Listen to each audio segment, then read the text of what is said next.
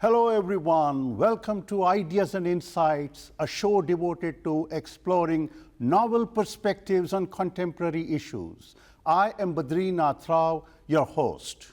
Today we are tackling a pressing issue affecting most Americans. Except for the affluent, most Americans are grappling with household debt, which collectively amounts to over $17 trillion. A staggering 77 million Americans, 35% of the adult population, have at least one debt that has gone to collection.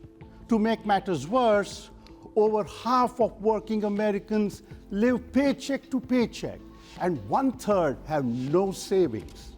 Joining us today is Professor Kristen Ondersma, a distinguished law professor at Rutgers University in New Jersey. She is the author of Dignity, Not Debt, an abolitionist approach to economic justice, published by the University of California Press this year. An expert in bankruptcy law, Professor Ondersma offers seminal insights on the complex issue of household debt. Disputing the widely held view that people are mired in debt because of their extravagant lifestyles and bad choices, she highlights two insidious factors responsible for the burgeoning size of household debt. First, sheer survival forces the underprivileged to take on debts.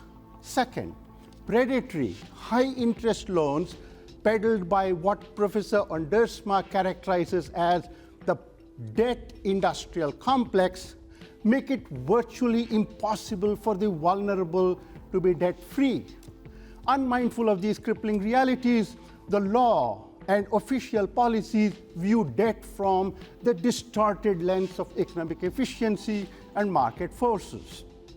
Professor Ondersma posits that our debt policies are vitiated by two myths: the idea that credit leads to prosperity and equality, and the baseless bogeyman of the strategic debtor who takes loans without the intention of repaying.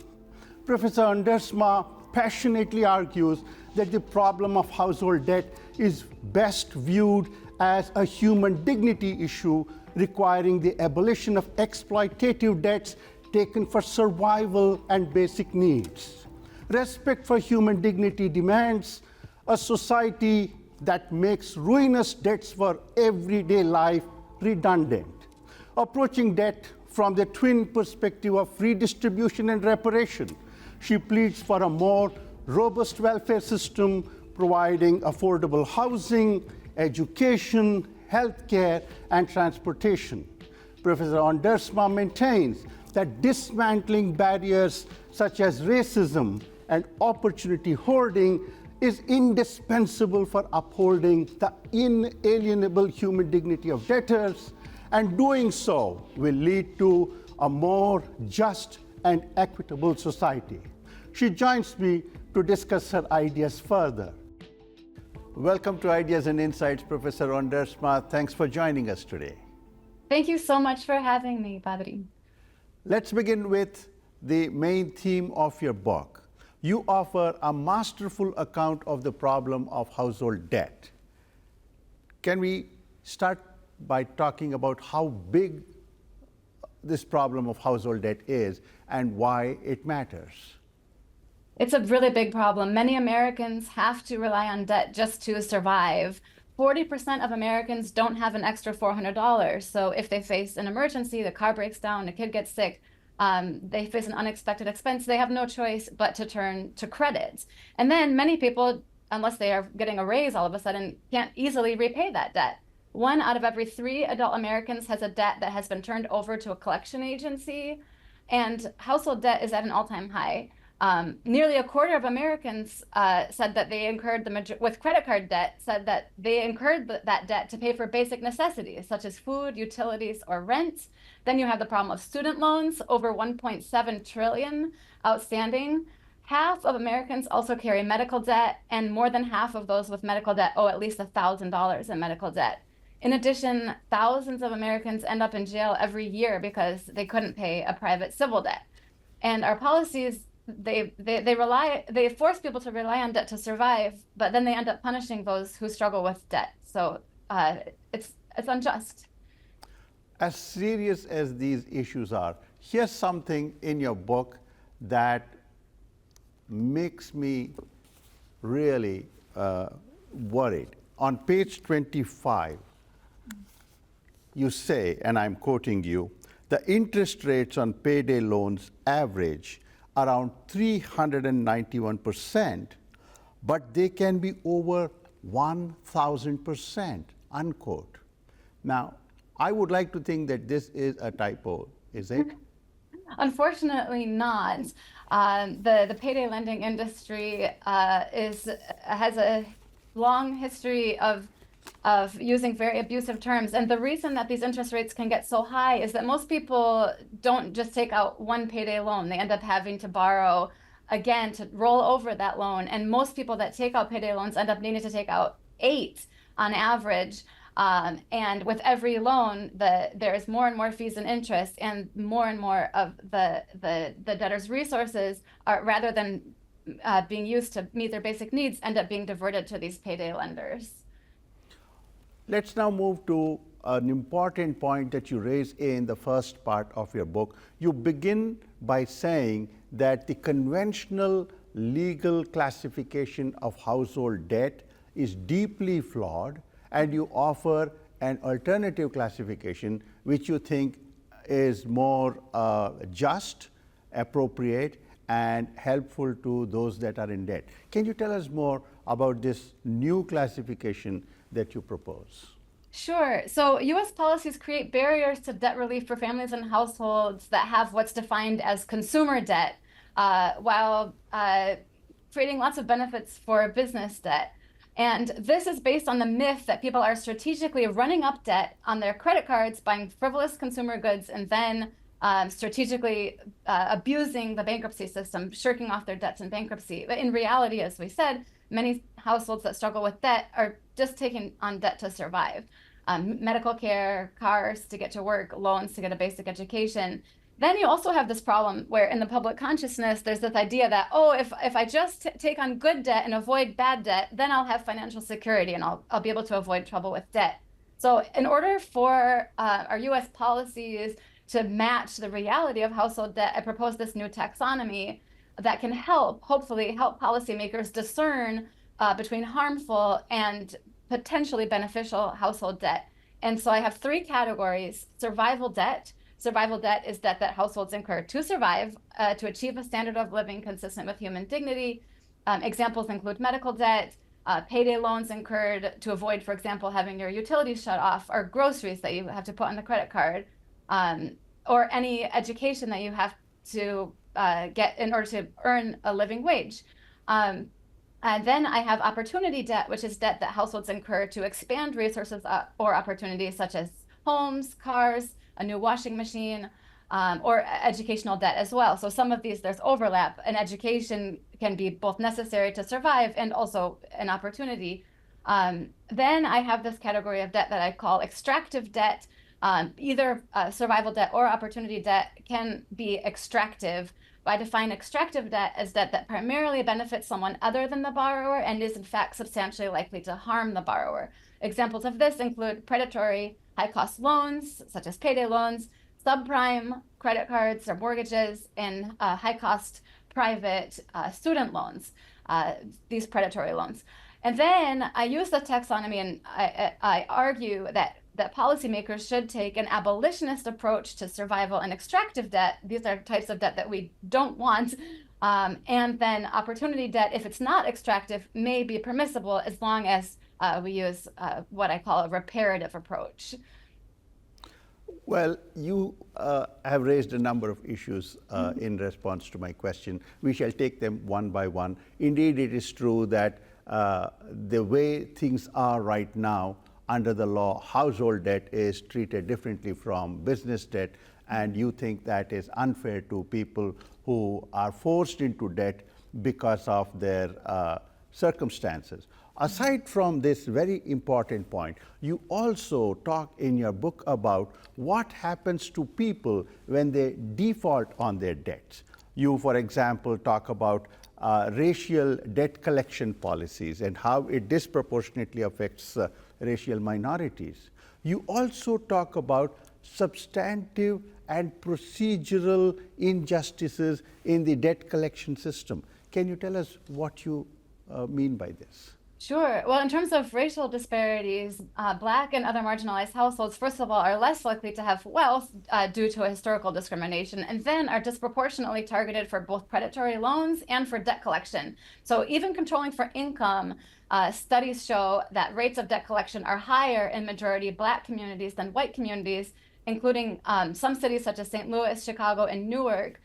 Even controlling for income, more than twice as many debt collection suits against Black borrowers, against borrowers in majority Black neighborhoods as opposed to white neighborhoods, as majority white neighborhoods. And then the consequences can be very harsh. These debt collection procedures can, as I mentioned earlier, even result in people becoming incarcerated. So people might miss court dates for a number of reasons. Many people don't realize that there's an action out there against them, or maybe they can't miss work to attend the hearing, or maybe they just think they don't have any defense for whatever reason. They may miss the court date. Maybe they have medical issues or they can't find childcare, but then there ends up being a default judgment entered. And then there are subsequent post-judgment hearings that they may also miss for similar reasons. And once they miss these hearings, there can be issued what's called a contempt of court order, right?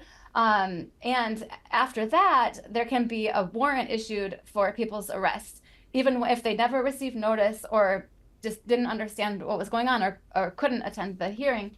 And there are thousands of people in jail and millions actually that are threatened with arrest each year as a result of this. So we have a major due process problem when it comes to debt collection. Debt collection is now the most common case for our state courts. So we taxpayers are funding these creditor proceedings that end up, extracting resources often from the debtors who can, individuals that already are facing the most financial precarity. And again, this can even be as extreme as folks ending up in jail.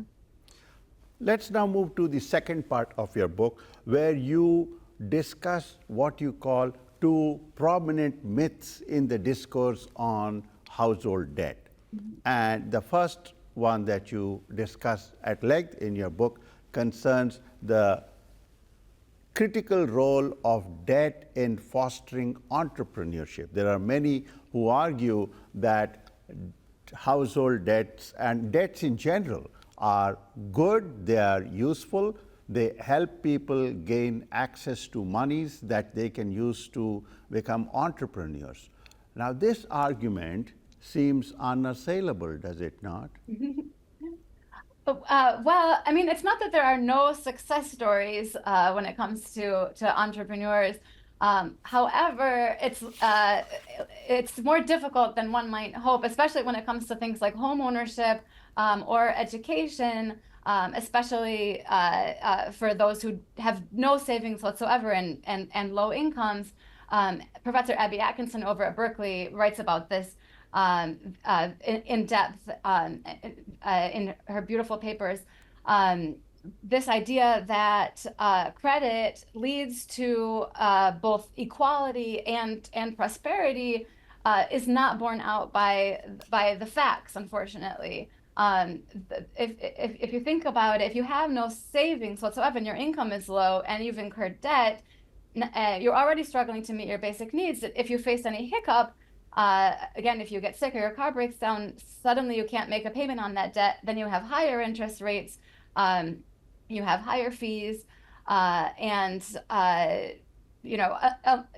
unless suddenly you have more income to offset that, you'll be in a precarious situation. And then when it comes to racial disparities, unfortunately, because of discrimination, there are predatory lenders that primarily target Black and other marginalized communities for things like for-profit education or even homes which seems like a great opportunity, but in the end, it may be a home that is going to need so many repairs that it won't actually be valuable. And because of redlining, homes in Black communities are worth less. There are many studies on this.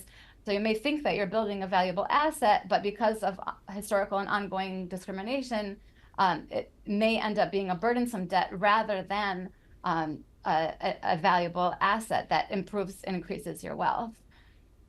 Let's now move to the second myth that you tackle in your book.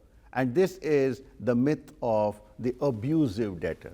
There are a lot of people who make light of this question of household debt, pointing out that people take on debts because they are not frugal. And then there are others who take on debts with no intention of repaying. This is the problem of the abusive debtor. And you seem to disagree. Tell us more. Well, I disagree, and all the empirical evidence disagrees as well. This concept of the abusive consumer debtor was dreamed up by credit lobbyists, by the lawyers for the creditors, and it was sort of billed to Congress, tried to persuade Congress to change the bankruptcy code to make it harder for people to get relief. So congressional testimony is filled with things like, oh, the classic case of the consumer debtor is someone who recklessly runs up credit card debt to buy luxury electronics. This is not the reality. Study after study shows that people file for bankruptcy for one of three reasons. They have medical debt, they've experienced a family breakup or job loss. They're just, it's not the case that people turn to bankruptcy strategically. In fact, people that should seek bankruptcy relief hesitate to because of the stigma associated with filing, because they're ashamed. Although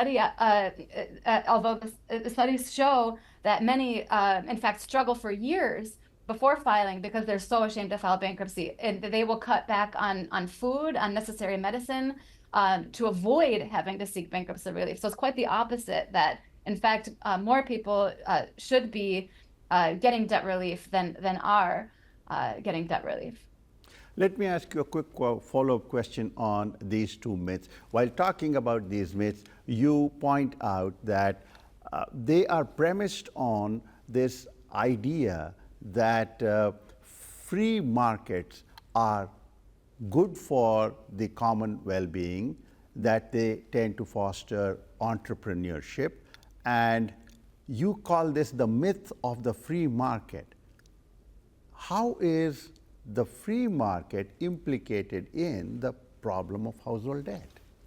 Yeah, so I mean, the underlying idea behind the free market is that we're all just rational actors that are making decisions, and if we all pursue what we want, and the government stays out of it, that everybody will be better off, right? The underlying goal is supposed to be sort of wealth maximization and efficiency. But in fact, we don't have a free market, right? The government, our banks rely on government backing, and the government has, in fact, bailed out big financial companies again and again. And there has been some government help over the years to households, although it's been primarily to white communities.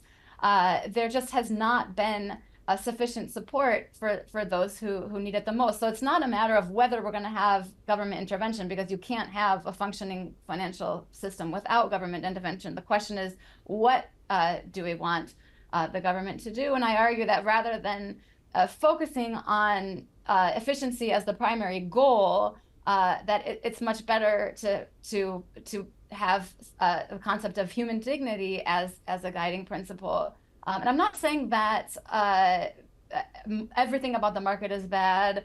It could be the case that capitalism will never work and it's just rotten to the bone. But we've never actually tried capitalism with meaningful regulation, redistribution, and reparations, right? So it might be interesting to see what it would look like if, okay, corporations are allowed to pursue profits, but we decide that we the taxpayer, refuse to make profits our priority, that instead our priority is making sure that everyone can live a life of dignity. Well, you raised the question of human dignity. Let's talk more about that. While rejecting the argument about economic efficiency, about how debt fosters entrepreneurship and so on, you say that there is a more fruitful way of approaching the question of household debt, and that's where you invoke the framework of human dignity. How do you understand human dignity, and why do you think this framework is most appropriate for tackling the question of household debt? Yeah, so this free market efficiency goal and myth has stubbornly held on as the guiding principle, probably due to a rhetorical reason, as much as for anything it's actually done, which isn't much. But it's clear and it's universally comprehensible. So I was looking for an alternative principle that is something that can be readily understood, is clear, and is available to around the globe. And the principle of human dignity is already codified in dozens of human rights instruments, and it's also linked to specific human rights obligations like privacy, due process, and non-discrimination. So it's already there for us. And in terms of what I mean by human dignity, in my book, I cite a bunch of philosophers and human rights documents, but right now, since our time is short, I just want to share my favorite thinker on human dignity, who is Francia Marquez, Colombia's new vice president, the first female and first Afro-Caribbean vice president. She popularized this phrase, vivir sabroso, on the campaign trail. And vivir sabroso comes from her home region of Chocó, and it literally translates to live deliciously, but it means something to live richly and with dignity. And she defines it as living with dignity, in peace, with guaranteed rights, without fear, and to live with joy. So I take inspiration from that phrase in the way that I understand human dignity, and I say that the principle of human dignity means that we should encourage a standard of living consistent, define a standard of living consistent with human dignity as a standard of living in which individuals can meet their needs and live life without degradation and fear. So without degradation and without fear. And that is something that most Americans simply don't have access to right now because of the precarity and fear and degradation associated with debt and debt collection. We are almost completely out of time, Professor Ondersma. Let me end by asking you one quick question. Aside from human dignity, you also advocate approaching the question of household debt from the twin perspectives of redistribution and reparations. What do you mean by this, and how does it work? Yes, so for extractive debt and survival debt, I want an abolitionist approach, but not to say that we'll never have debt ever, right? So we need to have a reparative approach to opportunity debt. Now, redistribution is really crucial for abolishing survival debt and extractive debt, because as long as people need to turn to debt to meet their basic needs, we will never get rid of these things. So we have resources. We're a wealthy country. Many other countries do this, where we tax the wealthy, and that provides enough funding for basic medical care, transportation, education, right? It's very simple. When it comes, but that's not enough, because that will just, that's fine, it's helpful, but we still have this problem where historically many resources were given to white communities and Black communities and other marginalized communities were excluded. So this cannot be, we cannot have full equality without reparations. It was government policies that created those exclusions, and so it will require government policies to create a more just and equal society. Professor Ondersma, your book offers a masterful exposition of this whole question of household debt. In just 30 seconds, what would you say to someone who is currently in a great deal of debt, and what would your advice be to someone contemplating household debt? Very briefly, please. It's not your fault. You don't have to be ashamed. there's relief available. Don't be afraid of seeking bankruptcy relief. And please file under Chapter 7. Don't file under Chapter 13. My family filed for bankruptcy, and they were ashamed, but with that, they were able to have a fresh start. And although the system is flawed, that is a relief that's there for you. On that encouraging note, Professor Ondersma, thank you so much for sharing your insights with us. It was a pleasure talking to you today. Thank you. Thank you so much, Badri. That's it for today. Join us next week for a new episode of Ideas and Insights. We would love to hear from you about this episode. You can email us at ideasandinsights@wgta.org. Remember, you can access Ideas and Insights anytime by visiting our website, wgte.org/ideas and insights. Thanks for joining us today. We will see you next week. Until then, goodbye.